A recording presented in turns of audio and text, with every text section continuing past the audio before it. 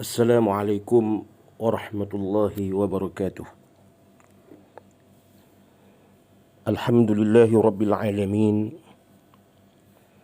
wal aqibatu lil muttaqin wala udwana illa 'alal zalimin. Wassalatu wassalamu ala asyrafil anbiya'i wal mursalin wa ala alihi washabbihi wa man ihtada bihadiyatihi wastanna bisunnatihi ila yaumiddin. Qala Allah Ta'ala A'udzu billahi minasyaitonir rajim. Kullu man 'alaiha fan wa yabqa wajhu rabbika dzul jalali wal ikram. Firman Allah yang bermaksud segala yang ada di muka bumi ini akan binasa dan akan kekallah zat Tuhanmu, yakni zat Allah yang mempunyai kebesaran dan kemuliaan. Surah Ar-Rahman. Yang dihormati lagi dikasihi sekalian ahli keluarga, yang dihormati lagi dikasihi ibunda yang tercinta, adik-beradik, sanak saudara, jauh dan dekat, sahabat handai, terusnya muslimin muslimat yang sudi mendengar mau'izah yang saya cuba sampaikan sekadar yang mampu dengan kefakiran ilmu yang Allah berikan. Mudah-mudahan menjadi pengajaran kepada diri saya dan ahli keluarga dan kita semua. Dan saya ulang lagi sebagai menyahut suruhan Rasulullah sallallahu alaihi wasallam, ballighu anni walau ayah. Sampaikanlah daripadaku walaupun satu ayat. Pada malam ini terus saya pergi kepada hadis Rasulullah sallallahu alaihi wasallam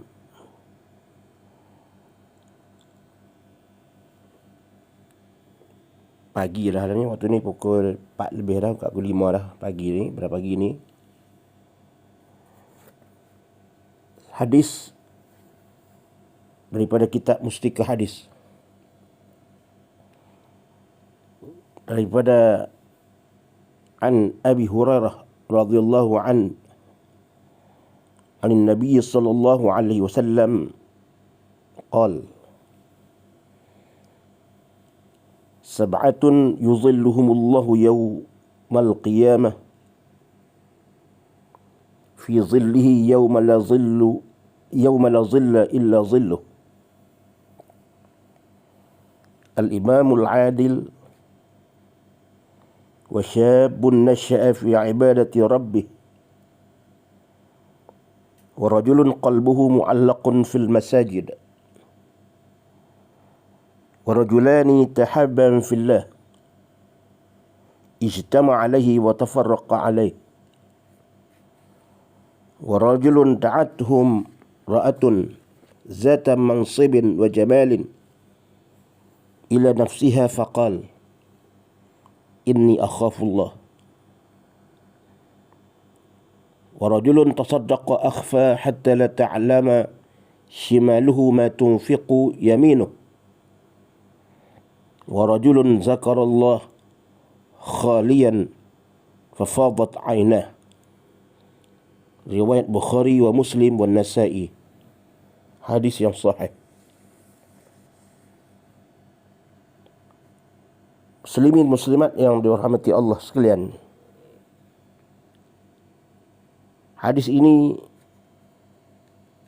antara hadis yang selalu dibaca oleh para tok guru dan kita kalau mengaji sekolah agama.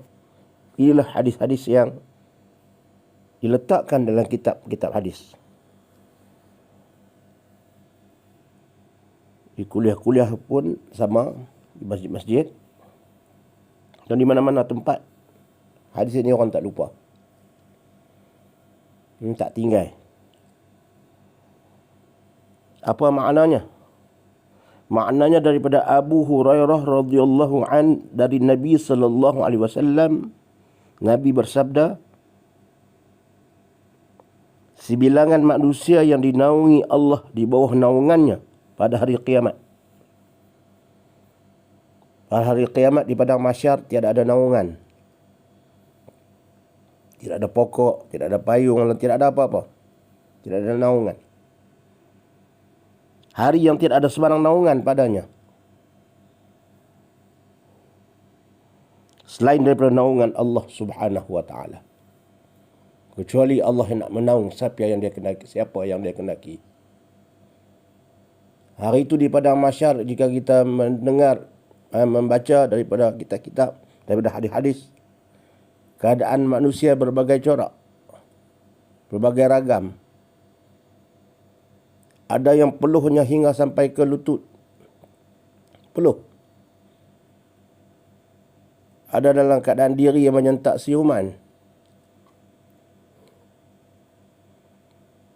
Bermacam-macam ragam. Ada yang rasa kepanasan yang tidak terhingga.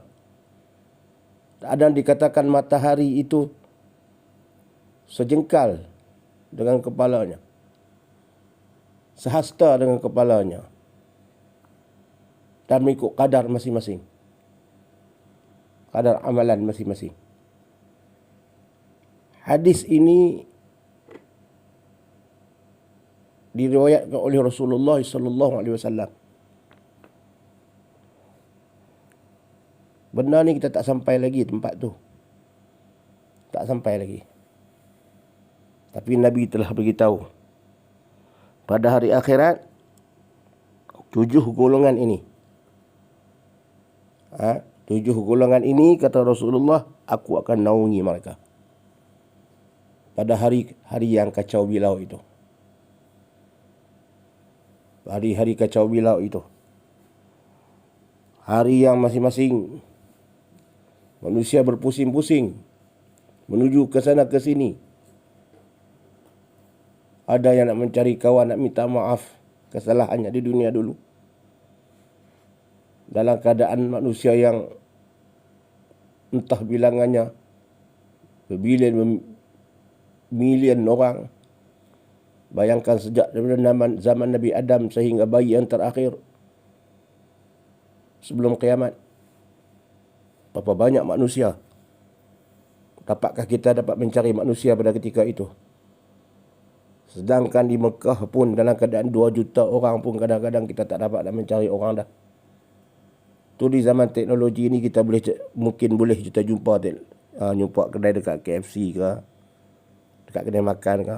Tapi kalau cara nak cari jalan cara tak dapat tanpa teknologi ni, tak janji ni, jenuh cari. Dalam manusia 2 juta tu nak cari orang. Apalagi di hari akhirat. Tidak ada zaman teknologi ni Allah buang habis dah. Masing-masing dengan amalan nak menunggu perbicaraan Allah subhanahu wa ta'ala. Pada masa itu asal akan timbul kekesalan. Melihat timbangan.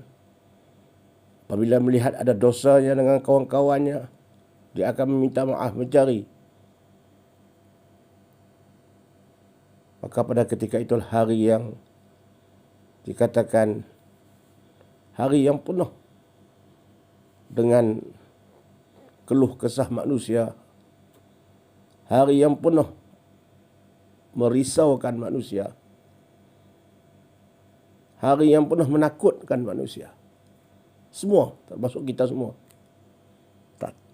Tak kira orang alim, tak alim. Semua menunggu. Apakah hasil dapatan dia dulu di dunia? Dunia tak ada dah. Nabi kata, antara aku naungi pada hari itu, aku naung dia, aku lindung dia, aku payung dia, ialah al-imamul adil. Pemerintah yang adil. Pemerintah yang adil, yang membuat keadilan kepada orang yang di bawahnya. Dan pemerintah ini ada dihuraikan oleh ulama bukan saja pemerintah bagi negara. Pemerintah negara itu tetaplah dia menjadi wajib dia berlaku adil kepada rakyat dia. Jika dia berlaku adil, dia mendapat kelebihan di hari akhirat. Yang dikatakan imam ini termasuk juga pemimpin-pemimpin yang di bawah-bawah ni. Di peringkat organisasi. Dia adil kepada orang yang di bawah dia. Maka dia dapat naungan syurga. Allah mendapat naungan pada hari naungan nanti. Dapat naungan. Bukan naungan syurga. Naungan pada hari yang orang tak ada naungan, dia dapat naungan. Masa-masa tu syurga belum lagi siapa dapat masuk. Hari pembicaraan. Sebab tu orang-orang yang Allah anugerahkan dia menjadi ketua, sama ada peringkat tertinggi atau peringkat terendah, berlakulah keadilan. Allah beri kelebihan. Dia salah seorang yang mendapat naungan di hari akhirat. Kalau rumah tangga, pemimpin, suami, semua ada tanggungjawab. Kullukum ra'in. Kata hadis yang lain jika saya tak silap. Setiap kamu adalah pemimpin. Wa kullu ra'in mas'ulun an ra'iyati. Dan setiap pimpinan yang kamu pimpin itu akan disoal. Kamu akan disoal apa yang kamu pimpin itu. Kalau kita sebagai suami, isteri, anak-anak kita semua bawah itu sebagai rakyat kita. Kalau peringkat kampung, imam. Peringkat negeri, menteri besar. Peringkat negara, Perdana Menteri dan sebagainya. Mereka mesti melakukan keadilan. Wajib melakukan keadilan kepada rakyat di bawah mereka. Pada orang-orang yang di bawah mereka. Ini hadis Rasulullah. Jika mereka nak mendapat naungan pada hari yang tidak ada naungan. Pada manusia, pada hari itu manusia sama. Manusia pada hari itu sama. Ta'raf. Tidak ada lagi pangkat kebesaran. Tidak ada lagi jubah-jubah ataupun pakaian-pakaian rasmi yang menunjukkan bahawa dia seorang yang pangkat dia begini, semua semacam. Kalau ikut hadis lagi yang lain, semua dalam keadaan berbogel. Semua dalam keadaan berbogel, tanpa pakaian. Sehingga ada yang mengatakan, tidak malukah ya Rasulullah? Semua orang masing-masing berbogel, macam mana dilahirkan. Pada masa itu tidak rasa malu dah. Pada masa itu tak mau nak pandang orang dah. Yang pada masa itu yang penting nak tahu kedudukan kita. Tempat mana kita nak duduk. Tak pandang yang benar-benar macam ni. Pada hari itu. Dahsyatnya hari itu. Berlaku keadilan, orang pemimpin yang adil, Allah berikan dia naungan. Alhamdulillah. Kita jadikanlah diri kita seorang yang, jika kita menjadi ketua, jadilahkah kita ketua yang adil. Ahli keluarga yang adil. Pemimpin, bapa yang adil. Ayah yang adil. Ketua jabatan yang adil. Menteri yang adil kepada rakyat. Tanpa memandang. Dia tu orang ni tak. Dia tidak dendam. Dan adil ini juga ditafsirkan juga dalam huraian lain, iaitu meletakkan sesuatu kena pada tempatnya. Itu juga adil. Wad'u syai' fi mahalli. Meletakkan sesuatu kena pada tempat dia. Meletakkan hukum itu betul bertepatan dengan Al-Quran. Itu pemimpin yang adil. Pemimpin yang zalim pula, wad'u syai' fi ghairi mahalli. Dia letakkan sesuatu itu tak kena pada tempatnya, maka dia tak adil. Macam anak kita lah. Dia perempuan. Kita beli dia pakaian lelaki bagi dia pakai. Maknanya kita tak adil ke anak kita. Anak kita perempuan. Kita beli pakaian lelaki bagi ke anak kita.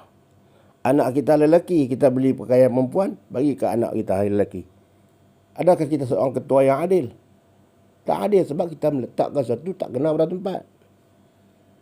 Songkok letak di kepala. Tempat dia di kepala. Songkok. Tiba-tiba kita tak di kepala lutut.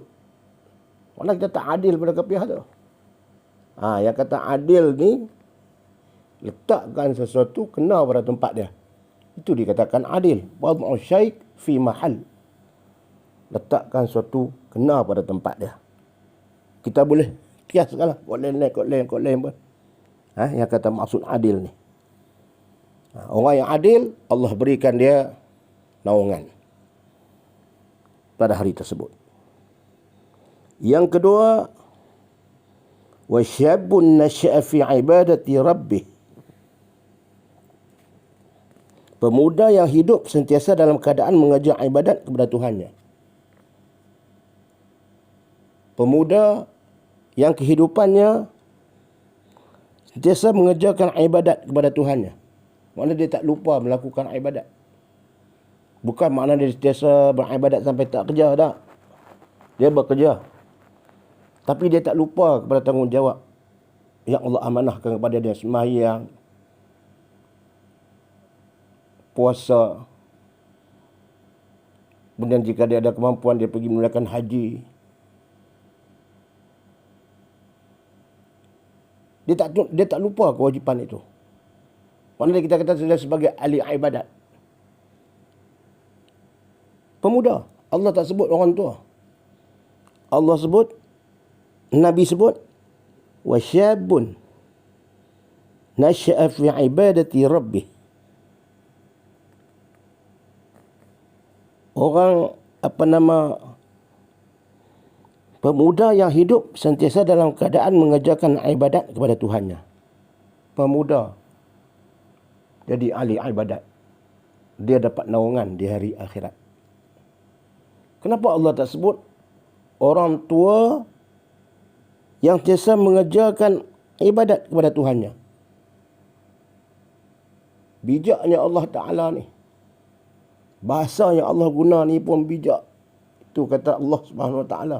Rasulullah Sallallahu Alaihi Wasallam ni, dia menerima wahyu, dia menyampaikan dengan bahasa yang Allah sampaikan kepada dia. Bijak. Seorang pemuda yang menghabiskan masa untuk beribadat kepada Allah sampai masa dia beribadat.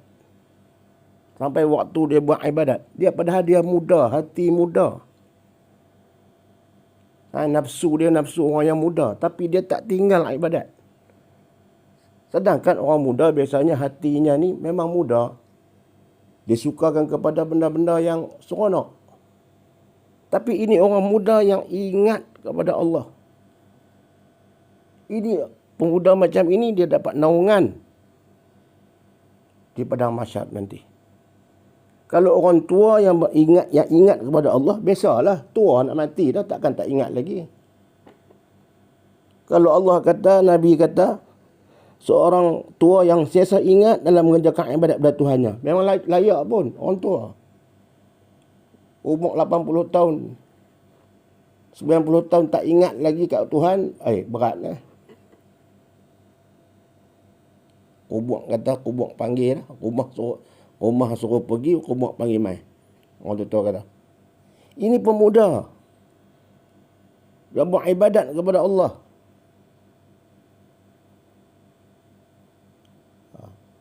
Dia layak mendapat naungan pada hari itu. Naungan ni maknanya dia tak ada panas. Seolahnya tidak ada kepanasan. Dia duduk dalam keadaan naungan. Allah naungi dia. Yang seterusnya, yang ketiga, orang yang hatinya sentiasa terikat dengan masjid. Wa rajulun qalbuhu mu'allaqun fil masajid. Orang yang hatinya sentiasa terikat dengan masjid. Dia teringat dengan masjid. Masuk jugalah orang yang teringat dengan surau. Ini pun Allah bagi kelebihan. Dia teringat, terikat. Bila dia habis satu waktu semayang, dia balik, dalam hati dia tu, dia tak rasa, aku nak main lagi esok. Hati dia tu niat macam nak main lagi esok. Kadang-kadang dia tak boleh datang, tapi niat tu ada. Dia terikat lah. Macam orang bercinta. Teringin nak jumpa. Mula dia cinta dengan masjid. Dia keluar satu waktu zuhur, kata dia tak asar nanti insya-Allah aku akan datang lagi. Dia niatlah hati dia tu. Dia terikat dengan masjid, terikat hati dia. Mu'allaqun fil masajid. Masajid tak disebutkan masjid. Dia tak terikat dengan masjid. Dia terikat dengan masajid, masjid. Jamak. Bukan dia terikat dengan masjid kampung dia saja. Kalau terikat dengan masjid, makna dia terikat, dia teringat dengan masjid kampung dia saja. Dia pergi tempat lain tengok masjid, dia tak teringat, dia tak pergi masjid tu. Dia sembahyang tang lain. Sebab dia teringat masjid di kampung dia. Ini dah hati yang terikat dengan masjid. Masjid ni masjid. Tang mana tempat dia pergi sampai waktu, dia singgah sembahyang. Itu kata masjid. Terikat hati dengan masjid. Dia lalu dia jumpa masjid sampai waktu dia sembahyang. Bukan dia teringat masjid kampung dia saja. Ini orang yang dapat naungan di hari akhirat nanti. Ini sama-sama kita nilai lah. Sama-sama kita cuba. Sambil nilai, sambil kita usaha. Kadang saya pun lemah juga. Bab ibadat ke masjid-masjid ni, kadang-kadang saya pun antara orang yang kadang masa pergi, kadang masa tidak. Tak sihat sikit tak pergi. Orang yang mana mampu pergi tu, kita akui dia seorang yang beriman. Kalau Nabi kata, kalau kamu melihat seorang itu rajin pergi ke masjid, fashhad lahu bil iman. Kamu katakan dia tu seorang yang beriman. Lihat, kita saksikan dia, kita kata dia tu orang yang beriman. Cuma jangan pula timbul rasa dalam diri tu, rasa bangga ataupun rasa riak pula orang yang pergi tu. Dia tak mau pula, hilang habis bala. Seolah dia kata aku seorang yang rajin ke masjid. Dia tak mau pula, kena jaga hati bersih. Pergi ke masjid ni niat kerana Allah Ta'ala, bukan nak minta pujian dan bukan nak mengata kepada orang lain. Kita pergi ni kerana Allah Subhanahu Wa Ta'ala. Allah bagi naungan orang yang terikat hatinya dengan masjid. Kalau tak boleh 5 waktu pun 3 waktu. Kalau tak boleh 3 waktu sehari, 2 waktu. Allah tak membebankan kita sampai 5 waktu. Allah pun tahu kita kadang-kadang ada urusan, kadang tak sempat. Tapi dia teringat dengan masjid. Dia pergi ke mana pun dia pergi, dia teringat masjid. Kadang-kadang, lampu buka dah kira masjid kampung aku ni. Contoh ada AJK masjid. Walaupun dia tak boleh sembahyang di masjid tu. Dia duduk di rumah, dia sakit. Lampu dia buka ke tak lagi. Aircon dia buka ke tak lagi. Itu pun teringat dengan masjid. Terikat dengan masjid. Kalau dia lalu kat mana pun, mata dia kadang-kadang kalau masjid ada tepi tu, dia perhati masjid. Perhati. Cantik masjid ni. Itu pun orang yang teringat dengan masjid. Dia rasa cinta dengan masjid. Walaupun bukan waktu sembahyang. Bila lalu jalan naik kereta, dia tengok ada masjid tepi jalan, dia perhati masjid. Kalau ada kubur, dia tengok kubur. Saya selalu kadang-kadang, bukan kadang, selalu lah. Kalau saya lupa, isteri saya tegur. Kalau lalu ada kubur tepi masjid tu, saya kata ke anak dan isteri, baca Fatihah. Ada kereta. Hadiahkan kepada ahli kubur yang ada di situ. Walaupun itu bukan qaryah kita. Hadiah. Baca Fatihah dari kita, sedekah. Hadiahkan kepada mereka. Ini menjadi amalan saya sebab guru dah duk mengaji sikit-sikit duk guru habaq begitu. Jumpa masjid, jika ada kubur di tepi itu kita baca Fatihah. Sebab orang yang duduk dalam kubur tu menanti pahala. Kalau kita baca kitab tua-tua tu, mereka mengatakan mereka ni ibarat yang setengahnya macam kelemasan. Nak menanti orang tahu kayu untuk dia nak berpaut. Macam orang lemah. Ada setengah lah. Kita tak tahu ahli kubur ni macam-macam. Jadi bila kita sampaikan pahala itu, mudah-mudahan sampai pahala sedikit kepada dia. Bantu dia. Macam kita duduk dalam kubur, nantilah tiba-tiba ada orang sampai sedekahkan pahala kepada kita. Alhamdulillah. Sampai. Dengan izin Allah. Itu saya kalau naik kereta, bukan kata nak puji diri, tidak. Tapi itu saja amalan. Naik kereta, beritahu isteri anak, jumpa kubur, baca Fatihah. Fatihah kan? Niat sampai kepada ahli kubur yang ada di situ. Hadiahkan kepada mereka. Walaupun kita tak kenal mereka. Apatah lagi kalau masjid di qaryah kampung kita. Kita pergi ziarah keluarga kita, ayah kita, mak kita contoh. Bukan hanya kita hadiahkan Fatihah atau kita buat tahlil di kubur ayah kita tu, kita niat untuk ayah kita saja.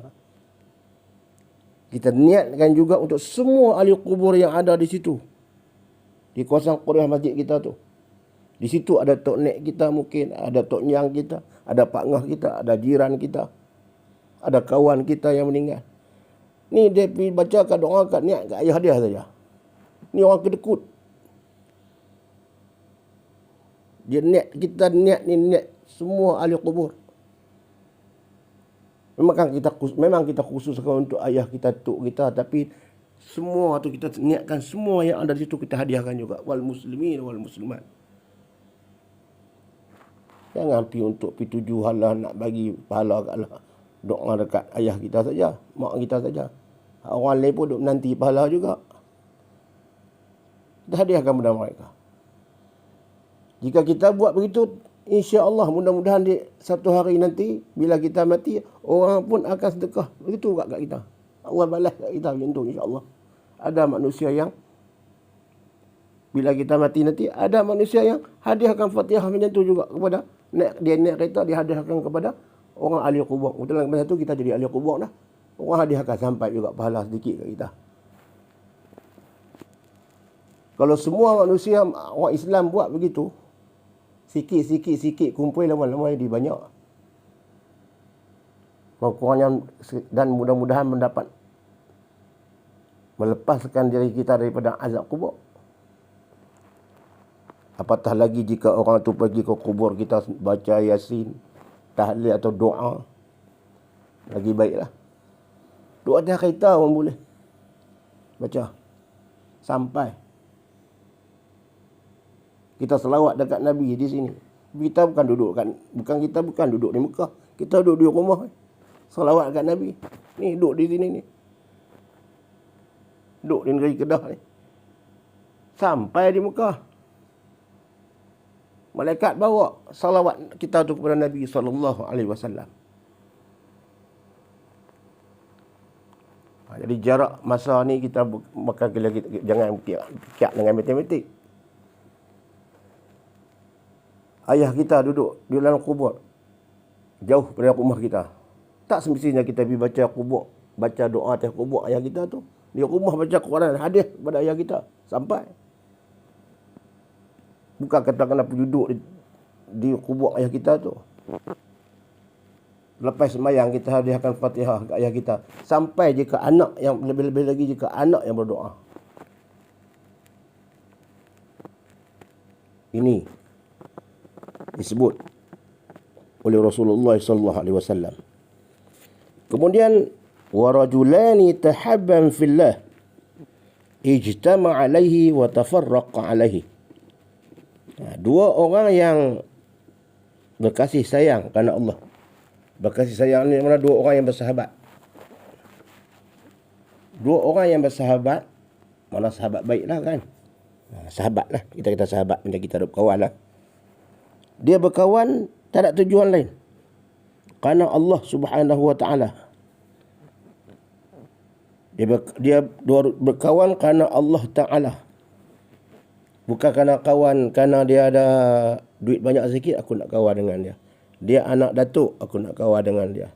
Dia ni seorang toke, aku nak kawan dengan dia. Dia seorang yang kaya, aku nak kawan dengan dia. Mudah-mudahan aku dapat sikit kelebihan dari kekayaan dia. Itu tak ikhlas.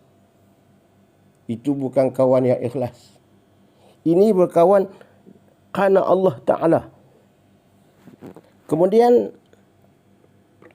orang ini orang yang mendapat naungan. Orang ini yang saya sebut ni orang yang dapat naungan di hari akhirat nanti. Dua orang yang berkawan, berkasih sayang kerana Allah, kedua-duanya berjumpa, berkawan kerana Allah, dan dia bercerai pun dengan tujuan mendapat keridaan Allah. Suatu hari mungkin dia berpisah. Dia berkawan, satu hari mungkin dia berpisah. Pindah rumah ke, pindah tempat kerja ke, dia duduk tempat lain dah. Kita duduk kawan dengan dia. Tiba-tiba dia pergi ke tempat yang jauh. Berpisah. Kita beritahu dia, kita jumpa dia, kita berkawan kerana Allah. Dan perpisahan kita ini pun kerana Allah Ta'ala. Bukan tak mau kawan lagi, nak kawan. Ibarat perpisahan ini pun kerana Allah Ta'ala. Kita tak jumpa dah. Tapi perpisahan ini pun kerana sebab Allah Ta'ala takdirkan kita berpisah. Kerana kamu telah ditempatkan di tempat yang jauh. Itu sahabat yang setia. Dia bersahabat kerana Allah. Dan dia berpisah pun, dia bertemu kerana Allah. Dia bersahabat tu, dia bertemu dengan Allah kerana Allah. Dan dia berpisah pun kerana Allah. Bukan tujuan marah, apa semua, tak ada. Bukan bila dia berpisah, dia tak peduli lagi. Masa baik-baik. Masa berpisah, tak bercakap. Tak boleh. Kita, orang yang dapat naungan ni, dia berkawan kerana Allah. Berpisah pun kerana Allah. Malah tidak ada dendam. Bahkan kasih sayang itu akan lebih erat. Walaupun dia duduk jauh zaman sekarang ni. Ini hadis disebut. Hadis ini 1,400 lebih. Hadis ni. Zaman Nabi sebut ni tak ada lagi teknologi macam sekarang. Zaman dulu kalau orang dah pindah ni, Masya Allah nak jumpa balik. Mungkin sukar. Dengan jarak, dengan perjalanan. Sebab tu dia katakan berpisah, berjumpa, berkawan dan berpisah kerana Allah. Mungkin bila dia pindah tempat negara yang jauh, mungkin tak jumpa dah. Zaman sekarang kita ni Allah berikan dengan kemudahan ni, dengan izin Allah, dengan ilmu yang Allah campurkan pada hamba dia, pada makhluk dia. Hari ni kalau dia pindah pun kita boleh jumpa lagi. WhatsApp ke, bentuk apa ke. Tapi kerana Allah. Kawan kita, berpisah kita kerana Allah. Jangan kita berpisah kerana lain. Ini kawan, orang tu dapat naungan. Kalau berpisah tu kerana marah, kerana apa, dia tak ikhlas. Tak ikhlas. Sebab tu kita maafkanlah. Kita ada maaf, sifat memaafkan. Tapi kawan yang baik ni dia tak akan menyakiti orang. Kawan yang baik dia tak akan menyakiti sahabat dia. Dia tak tikam belakang. Dan lagi, warajulun da'athum ra'atun zata munsibin wa jamalin ila nafsiha faqal inni akhafullah. Ini orang yang dapat naungan ni. Ini orang yang dapat naungan. Orang yang dipujuk oleh seorang perempuan bangsawan.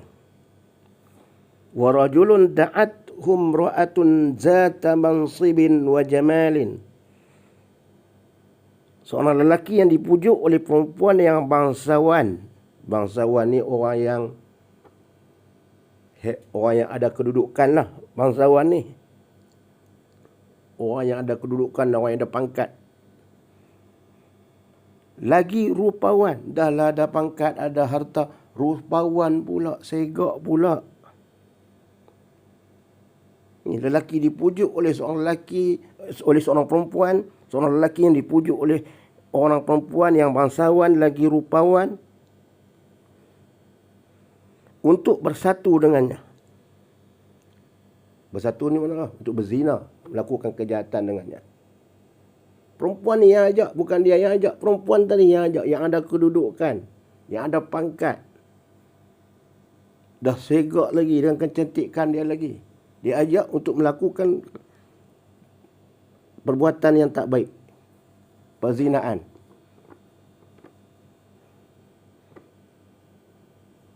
Lalu lelaki itu mengatakan apa?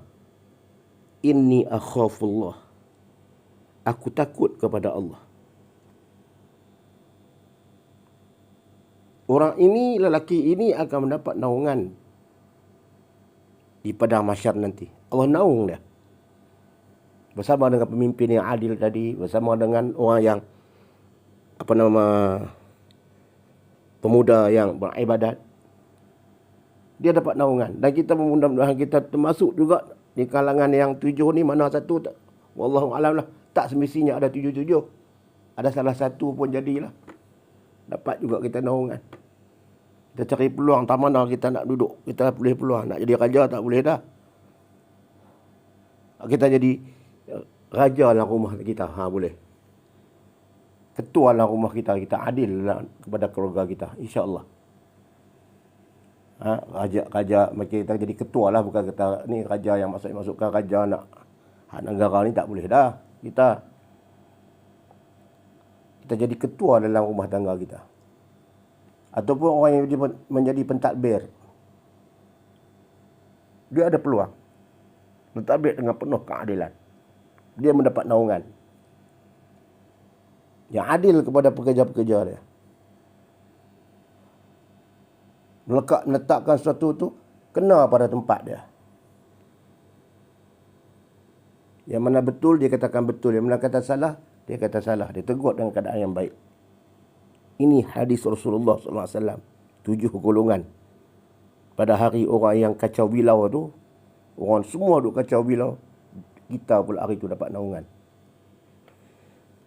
Warajulun da'athum ra'atun zatu munsibin wa jamalin ila nafsiha faqal inni akhafullah. Seorang lelaki yang diajak oleh perempuan yang segak ni, Jamal, ada kedudukan, dia boleh kata inni akhafullah. Adakah kita mampu jika kita diuji macam tu? Wallahu a'lam lah. Tak berani nak. Kita kata ya, aku ya Allah beri aku kekuatan. Macam mana satu cerita, kawan cerita dulu, pramugari naik kapal terbang. Bila naik kapal terbang ni, pramugari tu waktu tu masa makan. Masa makan, dia melawak, kata cerita melawak lah. Masa makan tu, bila makan tu makna kapal terbang tengah duduk jalan, tiba-tiba kapal terbang tu mungkin dia belah awan kan sikit kan, bidadari tu jatuh atas riba dia. Bila kapal terbang ni, bila dia langgar awan, maka dia bergegar. Makanan pun dia bergegar. Dia terjatuh atas riba dia sikit lah. Alhamdulillah, dia kata, jatuh atas riba aku. Dia cerita melawak lah. Macam mana orang Arab dulu pergi naik kapal terbang. Ni cerita ni jugalah untuk nak, bukan kata dalam hadis ni, tak ada. Cerita. Zikir subhanallah, subhanallah, subhanallah, zikir. Orang Arab ni dia zikir. Naik kapal terbang dengan jubah dia. Pakai tasbih. Subhanallah, subhanallah, subhanallah, subhanallah, subhanallah. Tiba-tiba bidadari jatuh atas dia. Tukar terus subhanallah tu. Alhamdulillah, alhamdulillah, alhamdulillah, alhamdulillah. Ni tak mau. Ini bukan inni akhafullah. Dia kena jadi macam Nabi Yusuf alaihissalam. Nabi Yusuf alaihissalam ketika mana dipujuk oleh Zulaikha. Kita pun tahu dah cerita ni. Zulaikha yang cantik, sehingga isteri pembesar. di Mesir. Nabi Yusuf pun segak. Kemudian Zulaikha ni mengajak Nabi Yusuf untuk bila suami dia keluar kerja. Nabi Yusuf alaihissalam, suami Zulaikha ni mengajak Nabi Yusuf alaihissalam melakukan perbuatan yang tak baik. Mengajak melakukan perzinaan. Tarik Nabi Yusuf. Dia yang tarik Nabi Yusuf. Segak Zulaikha ni. Nabi Yusuf kata, "Inni akhafullah." Aku takut kepada Allah, aku tak mau. Nabi Yusuf lari. Dia tarik baju Nabi Yusuf. Sehingga cari baju Nabi Yusuf di belakang tu. Sampai begitu sekali Nabi Yusuf diuji. Panjanglah cerita Nabi Yusuf ni. Sehingga dia mengatakan bahawa kalau nak mengajak benda yang jahat ni, dia kata minta maaf. Biar aku duduk dalam penjara pun tak apa daripada melakukan perbuatan yang tak baik macam tu. Qala rabbi sijni ahabbu ilayya mimma yad'unani ilaik. Qala rabbi sijni ahabbu ilayya mimma yad'unani ilaik. Kalau silap saya minta maaf. Qala rabbi sijni ahabbu ilayya. Nabi Yusuf mengatakan rabbi sijni, penjara itu lebih baik daripada aku, kepada aku. Biar aku duduk dalam penjara pun tak apa. Ahabbu ilayya, lebih baik kepada aku daripada apa yang mereka nak serukan untuk aku. Yang mereka nak ajak aku buat tak baik, baik aku duduk dalam penjara pun tak apa. Adakah kita jika diuji macam tu mampu? Wallahu a'lam. Mudah-mudahanlah kita sampai peringkat ni lah, insya-Allah.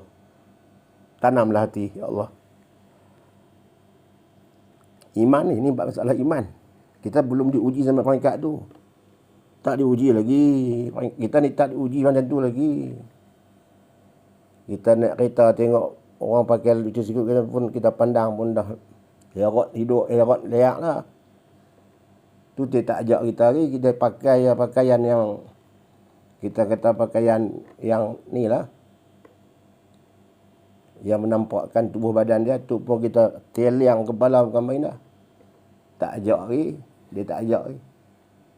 Itu iman kita. Allahu Akbar. Mudah-mudahan Allah lindung kita. Jangan Allah uji kita macam ni. Takut. Tapi orang yang mampu mengatasi ujian ini, dia mendapat naungan di sisi Allah Subhanahu wa taala. Lelaki yang tadi yang kata inni akhafullah, dia dapat naungan di hari akhirat. Kita pun kalau kita diuji macam tu, kita boleh kata inni akhafullah, aku takut dekat Allah. Kita dapat. Kalau kita diuji macam tu, kita boleh kata inni akhafullah, aku takut dekat Allah, aku tak mau. Kita dapat. Hadis ni bukan hanya berlaku pada zaman Nabi saja, dia terbuka sampai hari kiamat. Kita diuji ni sampai hari kiamat, benda ni kita akan jumpa. Kalau mulut kita boleh mengata inni akhafullah, jika orang nak mengajak kita buat jahat, kita boleh masuk dalam kumpulan 7 golongan ini. Kemudian lagi satu kumpulan lagi, wa rajulun tasaddaqa akhfa hatta la ta'lama shimaluhu ma tunfiqu yaminuh. Orang yang bersedekah secara bersembunyi. Wa rajulun tasaddaqa akhfa, bersembunyi. Hatta la ta'lama shimaluhu, sehingga tangan kirinya tidak mengetahui ma tunfiqu yaminuh, apa yang diberi oleh tangan kanannya.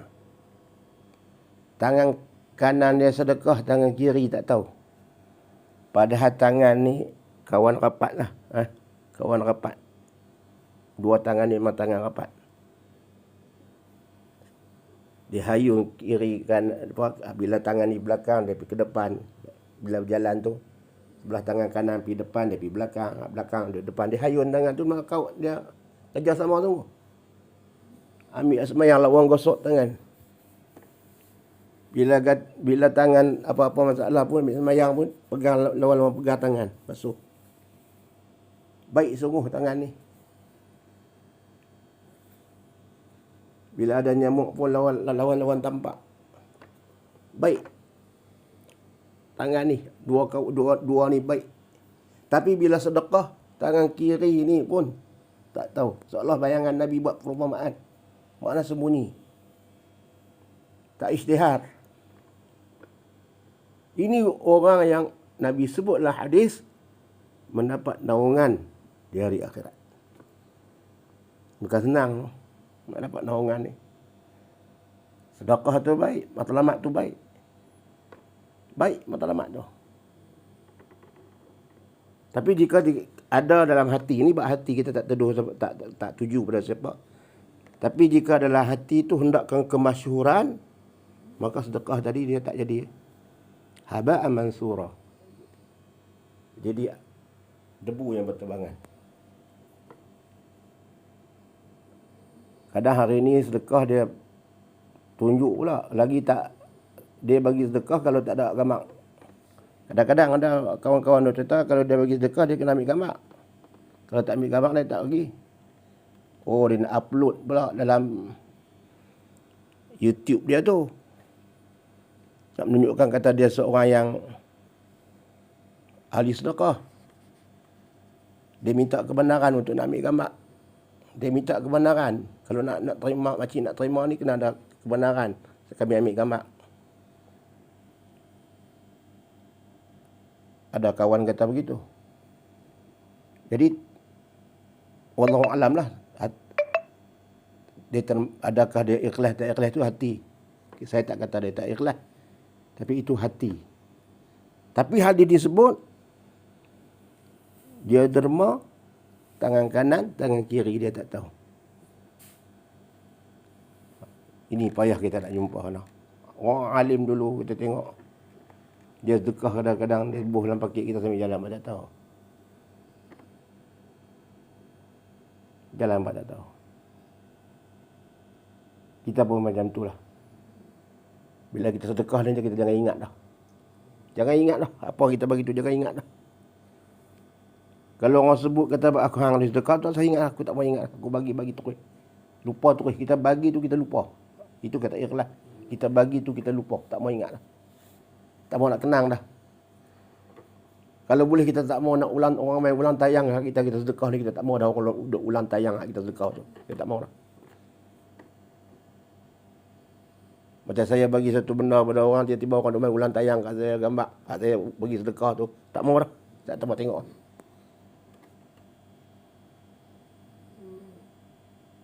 Tu kata itu sebab tu hadis ni kata la ta'lama shimaluhu ma tunfiqu yaminu.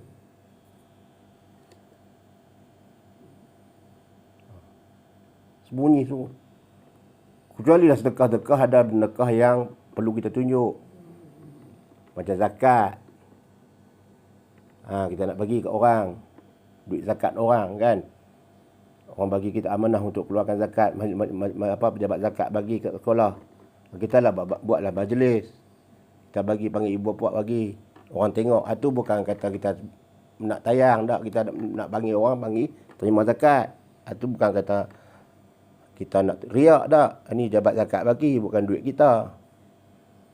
Dan nak menunjukkan bahawa kita ni jujur. Apa yang orang bagi dekat kita, kita bagi dekat orang, bukan kita sembunyi. Sebab duit ni amanah orang. Jadi kita bagi tu orang tengok, kita sampaikan. Ada benda yang kita kena istiharkan, bukan tunjuk tu bukan nak menunjukkan riak tak. Nak menunjukkan bahawa apa yang orang sampaikan amanah ni, aku bagi. Ataupun orang kita pergi pada satu negeri, orang sampaikan amanah, tolong sampai duit aku ni pada seseorang yang susah di sana, dia bagi kat kita 10,000 kan. Kita pun pergi luar negeri, bawa duit 10,000 kawan ni. Dia amanah kat kita bawa duit ni. Di situ bila kita nak sampaikan, nak ambil gambar sebagai bukti kata kita bagi tu, tak apalah. Kita balik kita tunjuk kat dia, ni aku bagi duit hang ni. Hang bagi kat aku 10,000 ni. Dia pun tengok, aku percaya kan. Bagi tunggu. Kalau duit kita sendiri, tak payahlah. Boleh ambil untuk kenangan kita, boleh. Tapi janganlah kita tayang dekat orang. Takut tak masuk dalam mana hadis Rasulullah ni. Sebab tu dalam bab sedekah ni, kita kena rujuk ke hadis Rasulullah SAW untuk kita nak duduk dalam naungan ni. Naungan Nabi yang Nabi sebut ni. Yang Allah, kita duduk dalam naungan yang yuzilluhumullah yaumal qiyamah fi zillihi yauma la zilla illa zilluh. Hari naungan yang tak ada naungan kecuali naungan Allah. Kita nak duduk dalam naungan tu. Allah naung kita, Allah payung kita hari tu. Pada hari yang panas dahsyat. Yang tak tahu keadaan, Masya Allah. Wal'iyazubillah. 1000 tahun dikatakan kita akan duduk di situ. Di padang mahsyar tu. Bayangkan jika kita tak ada naungan. Kita duduk tengah panas sikit, pukul 12 tengah hari pun tak tahan dah. Kemudian, lagi kumpulan. وَرَجُلٌ ذَكَرَ اللَّهَ خَالِيًا فَفَاضَتْ عَيْنَاهُ. Yang akhir ni, yang ketujuh. Lelaki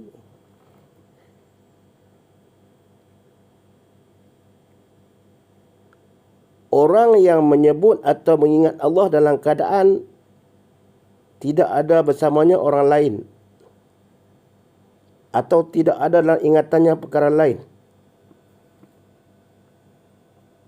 Khalian, dia duduk dalam keadaan seorang diri.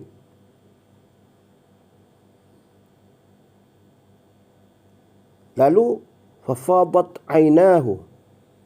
Fafadat ainah. Lalu air matanya menitis kerana mengingatkan sifat jalal dan sifat jamal Allah Subhanahu Wa Taala. Sifat kehebatan Allah. Sifat kecantikan Allah, kehebatan Allah.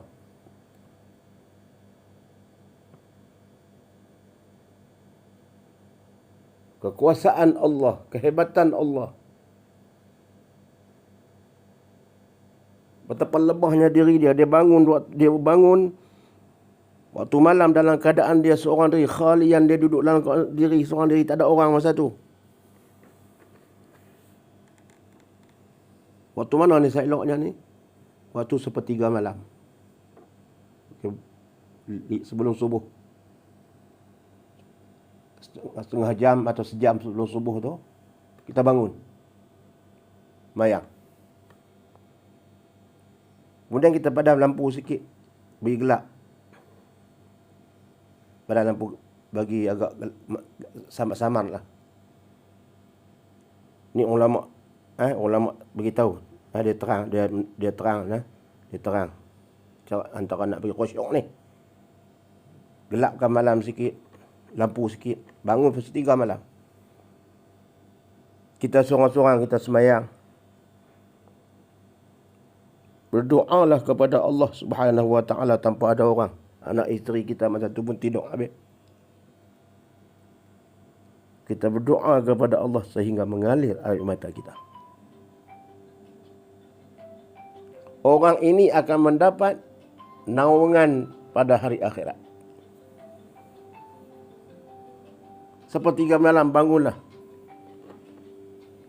Wa minal laili fatahajjat bihi nafilatan. Sebahagian daripada malam itu, kalau kita tengok ayat-ayat Al-Quran itu, sebahagian daripada malam itu mereka bangun. Hujung malam itu. Untuk mereka melakukan ibadat sunat. Allah akan mengangkatkan darjat mereka itu ke makam mahmudah, makam yang terpuji. Orang yang beribadat sepertiga malam, kita kata antara pukul 5, kalau pukul 4 ni awal sangat kot, pukul 5 hingga pukul 6, subuh pukul 6. Dia bangun pukul 5. Sejam itu dia bergunakan untuk beribadah kepada Allah.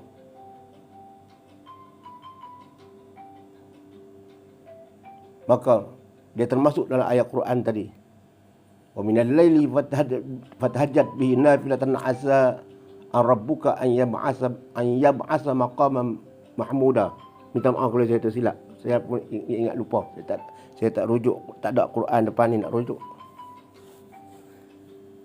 Tapi maksud dia, sebahagian bermalam itu dia bangun, dia melakukan sunat-sunat nafilah, sunat-sunat.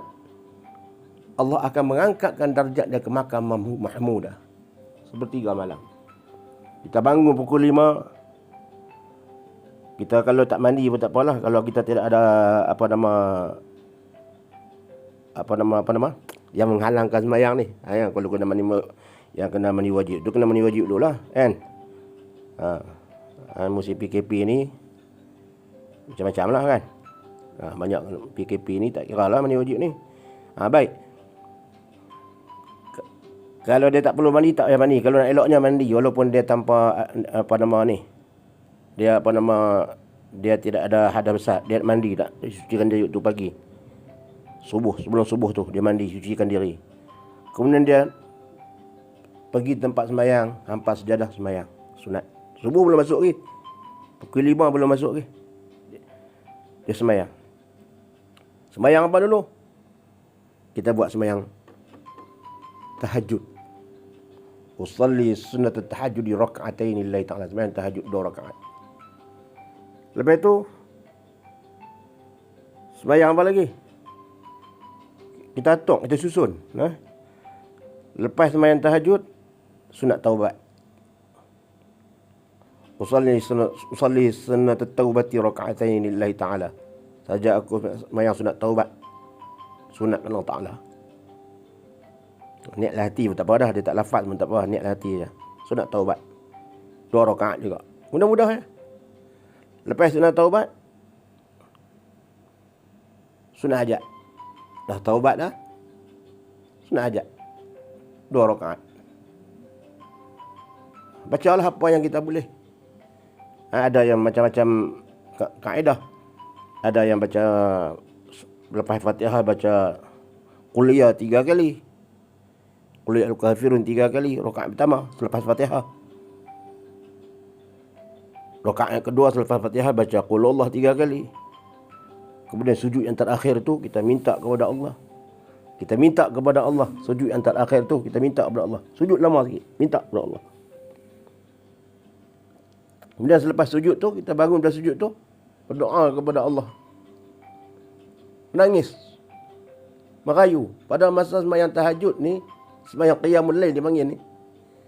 Pukul 1/3 malam, pukul 4, pukul 5 ni kita nak riak pada siapa lagi? Nak riak pada siapa lagi? Bukan ada orang. Kita seorang diri nak riak. Nak rasa bangga diri kita sembahyang. Siapa tengok kita? Kita dalam keadaan samar-samar malam lampu. Kita rasa orang nak tengok kita lagi. Nak riak dekat orang. Tak ada. Mana ada satu keikhlasan boleh datang. Kalau tak ikhlas lagi pada masa tu, masa mana lagi nak ikhlas? Kita sembahyang seorang diri ketika kita bangun waktu tengah malam. Tak ada orang siapa tengok kita. Kita sembahyang menghadap Allah. Tiba-tiba kita nak rasa riak lagi diri kita dengan orang. Riak. Kenapa? Jika ada juga riak itu maknanya memang syaitan mengganggu. Syaitan ni memang dia suka ganggu, kan? Syaitan mengganggu. Jauhkan, kita keluar, kita makna dia kita jaga lah. Bayang kita fokus lah, bayang kita. Jangan ada sifat tu. Teruskan amal ibadat.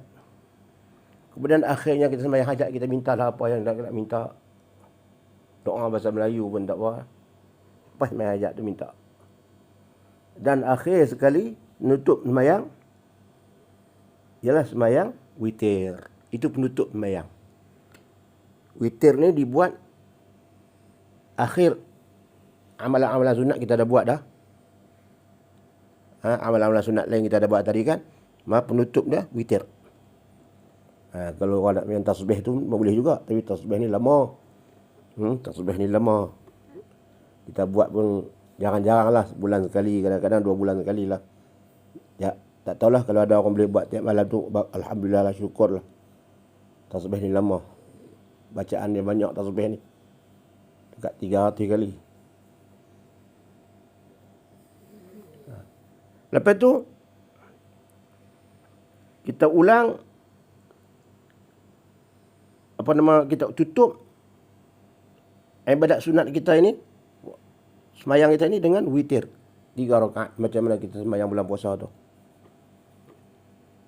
2 rakaat, 1 salam. Kemudian rakaat yang ketiga tu 1 rakaat, 1 salam.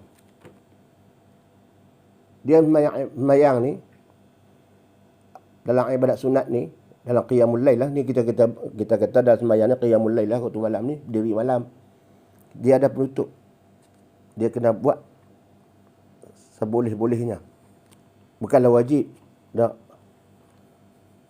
afdal. Dia kena tutup. Dipanggil tudung. Kalau makanan ni pun dia ada tudung dia.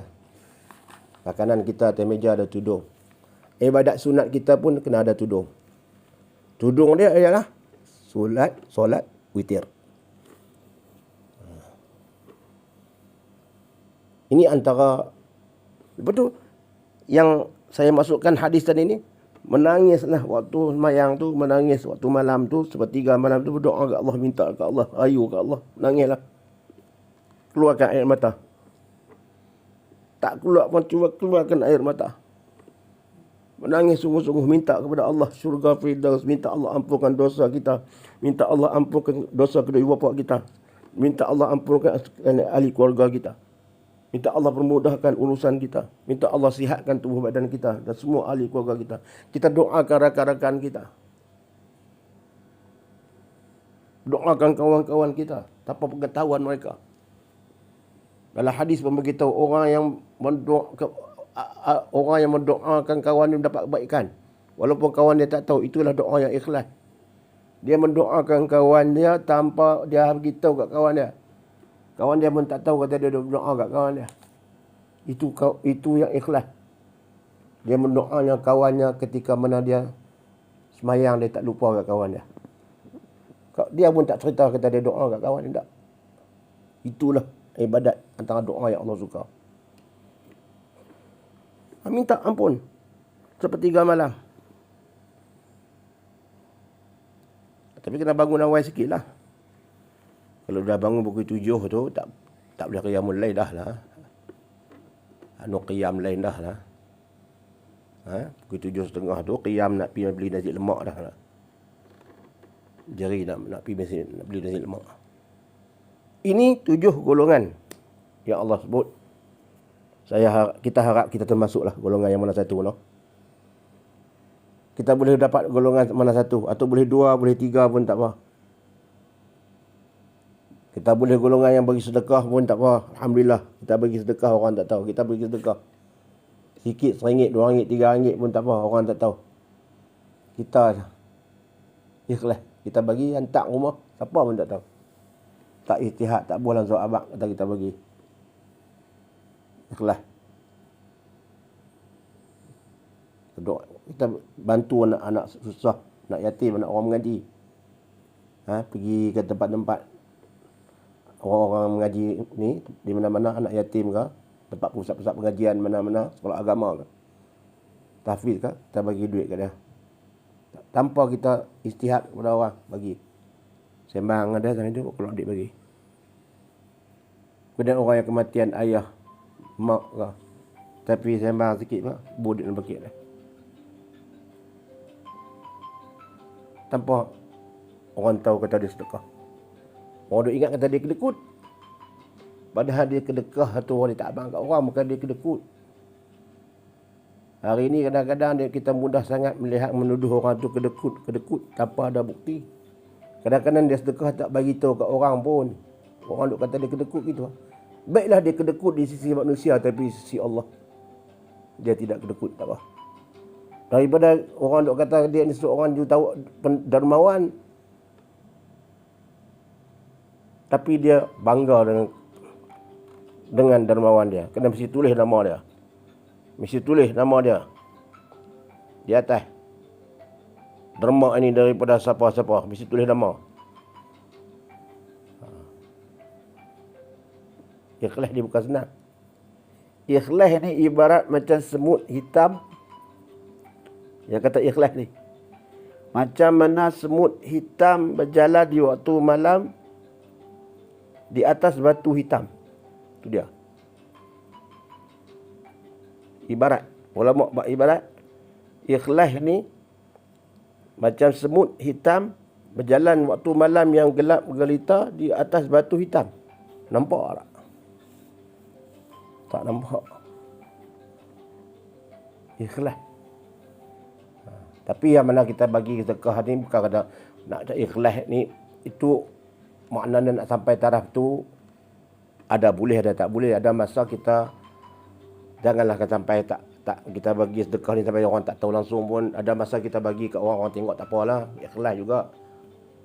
Ikhlas juga. Kadang-kadang kita jumpa orang nak tengok kita bagi tu, kita bukan niat nak tunjuk kat orang, kita nak bagi dah budak tu ada tempat orang ramai, kita bagi ada depan orang ramai. Bukan kita nak pujian. Tapi nak maksud hadis ini nak menunjukkan tentang keikhlasan itu penting. Ni bahasa yang Nabi guna cantik. Jangan kita war-warkan untuk nak mendapat naungan pada hari naungan yang tidak ada naungan kecuali naungan Allah Subhanahu Wa Taala. Mudah-mudahan hadis ini memberi pengajaran kepada kita sekalian. InsyaAllah mudah-mudahan kita termasuk di kalangan 7 golongan pada hari akhirat nanti. Ya Allah lindung kita di padang mahsyar nanti. Mudah-mudahan Allah Subhanahu Wa Taala memberkati apa yang saya sampaikan ini. Segala yang baik itu daripada Allah Subhanahu Wa Taala, yang tak baik itu daripada Allah Subhanahu Wa Taala, yang tak baik itu daripada saya sendiri. Kelemahan saya sendiri, kefakiran ilmu saya sendiri. Mohon tegur. Jika ada saya cakap salah, tegurlah. Yang baik itu semua yang daripada Allah Subhanahu Wa Taala. Yang lemah itu daripada kelemahan ilmu. Sentiasa saya menerima teguran. Jika ada benda yang saya sebut salah, sebab kita manusia ni tak sunyi. La yakhfa al-insan manusia ni tak sunyi daripada minal khata' wa nisyan, lupa dan buat dosa. Al-insan la yakhlu anil khata' wa nisyan. Dia tak sunyi. Dia lupa dan buat salah, buat dosa. Dia lupa. Tak sunyi. Al-insan la yakhlu anil khata' wa nisyan. Kullu bani Adam khata'un. Setiap Bani Adam itu, anak Adam itu melakukan kesalahan, buat salah. Wa khairul khata'in, dan sebaik-baik orang yang buat salah itu at-tawwabun. Dia bertaubat segera kepada Allah. Setiap anak Adam dia melakukan kesalahan, kata Nabi. Wa khairul khata'in, dan orang yang melakukan kesalahan itu at-tawwabun, dia segera bertaubat kepada Allah. Itu Allah sebut. Kita bukan maksum. Mudah-mudahan Allah beri kebaikan kepada kita. Sekadar inilah yang dapat saya sampaikan. Aqulu qawli hadza wa astaghfirullahal azim li wa lakum. Wassalamualaikum warahmatullahi wabarakatuh.